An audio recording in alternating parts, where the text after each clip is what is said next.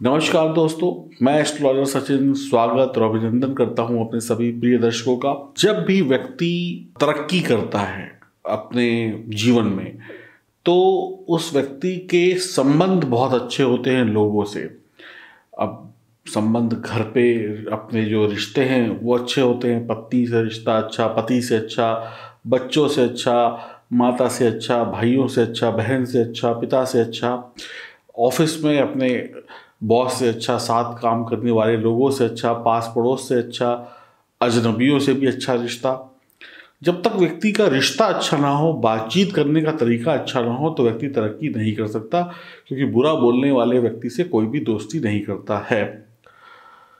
रिश्ते ही बेहतर बनाते हैं इंसान को, और रिश्ते बेहतर हैं तो व्यक्ति कमाई भी अच्छी करता है, तरक्की भी अच्छी पाता है। कुंडली में तीसरा भाव बहुत ही महत्वपूर्ण होता है। इस घर में जब शुभ ग्रह बैठे हों तो जातक को शुभ परिणाम प्राप्त होते हैं। कुंडली का तीसरा भाव जो है वो संचार का भाव है, कम्युनिकेशन का भाव है, यात्रा का भाव है, भाई बहन का भाव है, मानसिक बुद्धिमत्ता का भाव है। इस भाव में जातक की रुचि का पता चलता है, उसका स्वभाव कैसा है, उसकी रुचि कैसी है, उसका बात करने का अंदाज कैसा है, कम्युनिकेशन कैसी है। जब भी व्यक्ति के रिश्ते अपने भाई बहन से, पति पत्नी से, ससुराल वालों से अगर शादी हो गई है तो, या पड़ोसियों से, या अजनबियों से, या अपने कलीग से खराब हों, तो समझ लेना चाहिए कि थर्ड हाउस प्रभावित है। हम बात करने वाले हैं केतु जब तृतीय भाव में हो तो व्यक्ति के संबंध को केतु खराब कर देता है, और ऐसा व्यक्ति मुफ्त के झगड़े मोल लेने लगता है, यानी रिश्ते खराब करने लगता है।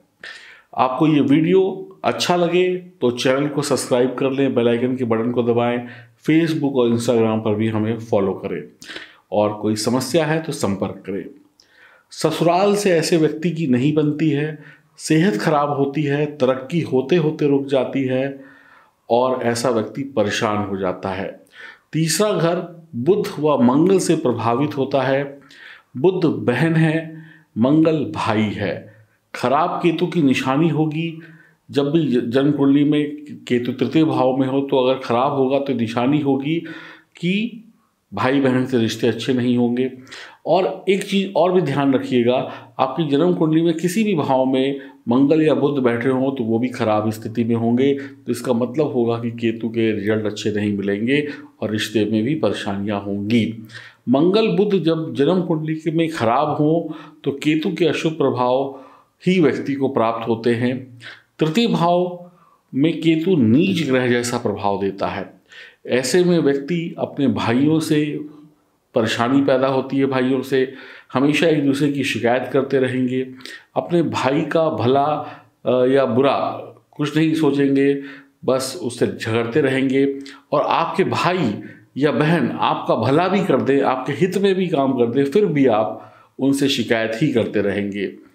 भाई बहनों की प्रॉपर्टी को लेकर विवाद होता है, पैतृक प्रॉपर्टी को लेकर विवाद होता है, नोक झोंक बातें, इधर उधर की बातें, लड़ाई झगड़े चलते रहते हैं।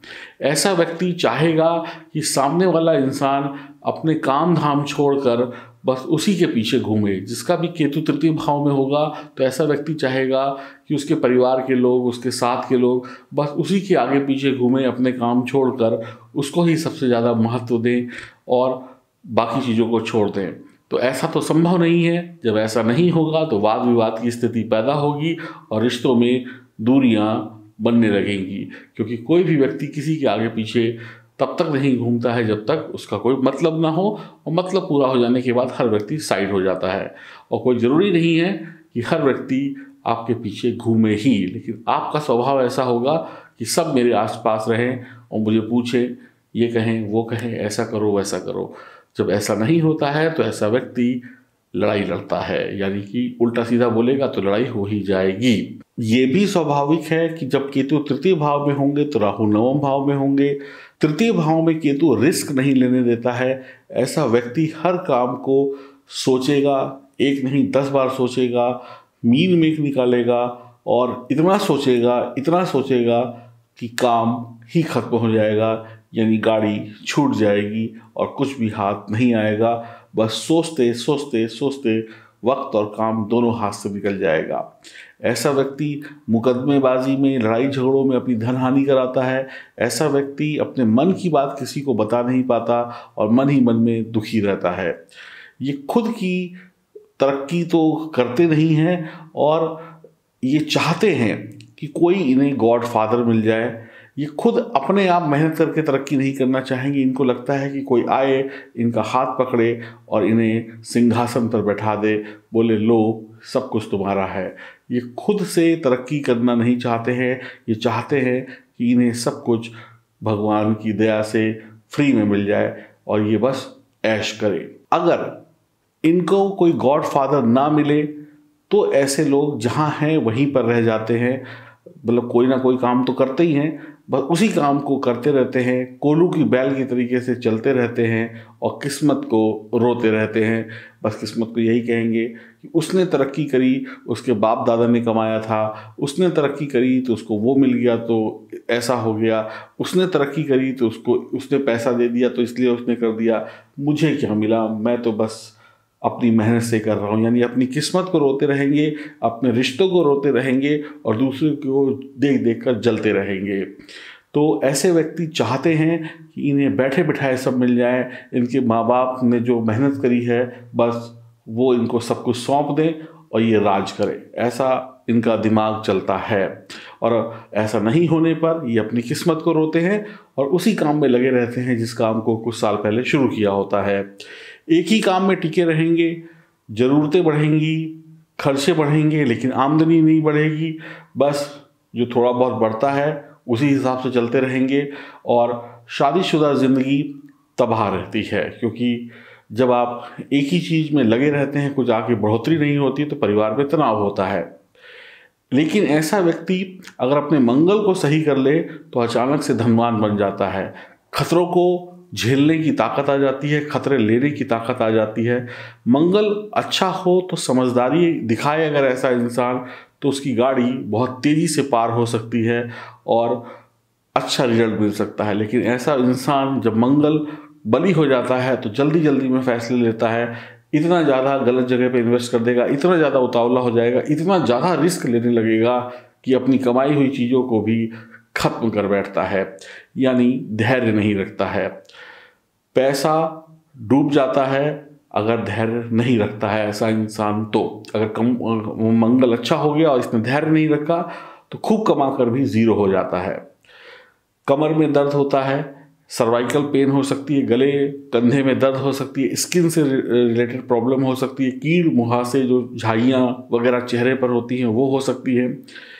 आपके पड़ोस में जहाँ पर आप रहते होंगे, पड़ोस वाला घर कोई ऐसा घर हो सकता है जो बड़े दिनों से प्लॉट खाली पड़ा हो, उजाड़ हो, वहाँ पे कोई ना रहता हो, या ऐसा घर जो कुछ सालों पहले बना था लेकिन उस घर में कोई रहता ही नहीं है, मतलब ताला लगा हुआ है, जो लोग वहाँ रहते थे कोई विदेश सेटल हो गया या उस घर में रहने वाला ही कोई नहीं बचा, या कुछ और समस्या आ गई, बस उस घर में कोई रहता नहीं है, कभी कोई साल में आया नहीं आया, समझ लीजिए खंडहर हो रहा है घर। अगर ऐसा कोई उजड़ा हुआ घर या मकान या खाली प्लॉट हो तो समझ लें कि आपका केतु बहुत ही खराब है।